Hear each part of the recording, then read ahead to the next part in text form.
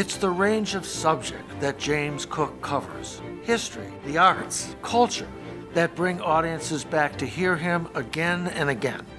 Philip Brunelleschi died in Florence on April the 15th, 1446.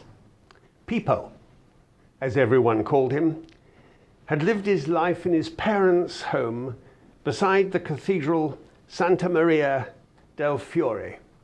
By the way, this is going to be a fully paid talk paid by the Italian tourist agency. If you don't want to go to Florence at the end of this, just pack up.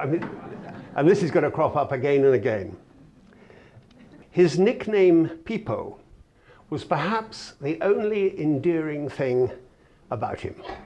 He was short, bald, pugnacious, a fighter with a broken aquiline nose, thin lips and a weak chin.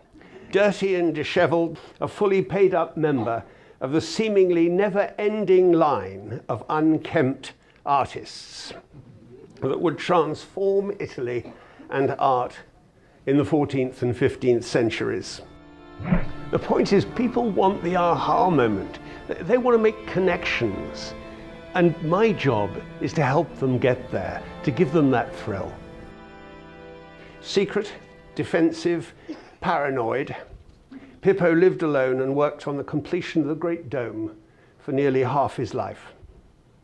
The lantern at the summit was consecrated by Cardinal Anthony, later Saint Anthony, only 1 month before Pippo died in 1446.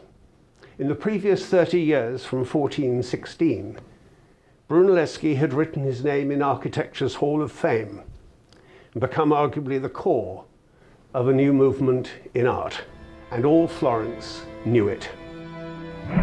Look, I'm just a teacher and an entertainer. I want people to understand. I wanted to know more about the Renaissance. I wanted to know what happened. Why Florence? Why then? And the answers to all of this eventually swirl around Brunelleschi and his cathedral. Here it is with the campanile, or bell tower, designed by Giotto, and the baptistry with Ghiberti's gates. And then from the ground, a smashed together collection of great architecture, unmatched till modern day New York. You know, I can think of no other time when so much genius was concentrated so closely together.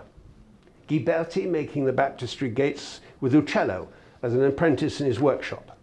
Brunelleschi working with Donatello, who will make the cathedral statues, and with Della Robbio, due to work on most of Brunelleschi's buildings, Giotto designing the campanile, all within 1 block of each other, all within touching distance of the Medici Bank.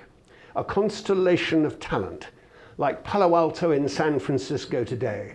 And come to think of it, here's an inspired thought. San Francisco is, of course, named after St. Francis. And it's twinned with Assisi, where it all began. That's as good a portent as I can find for you in America today. Palo Alto, Florence, and the Renaissance, and Assisi. The key to the power of the spoken word is reaching out to the audience. You have to do it in real life. You have to be there, and there's that connection, the aha moment, the moment when they really understand, they get it. We've come a long way. Art and architecture, engineering had all been transformed, and it all started in this little town where wealth, a cornucopia of talent, and the teachings of St. Francis had come together in a few streets around a cathedral and the inspired genius of one rather crotchety old man. In summing up, Brunelleschi created a new architecture, was a great engineer, invented the alarm clock, and held together a team of geniuses around a small square in Florence where they did their bit to change the world. We too have come a long way today, and thank you for listening to me. Thank you.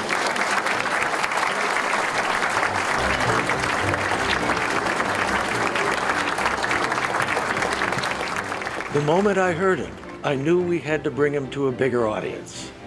He is the best speaker we have ever had. He is just thrilling to listen to. He wows the audience. We can't wait for him to come back again.